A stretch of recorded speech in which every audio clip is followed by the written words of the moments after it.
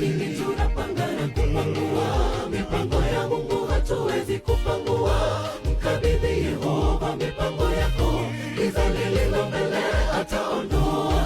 Aliyetembea juu ya maji, tazama ataweka upinde juu yetu. Alitamka, tazama mimi niko nanyi siku zote, tena sitakugharikisha. Hakuna lililo gumu nisiloliweza.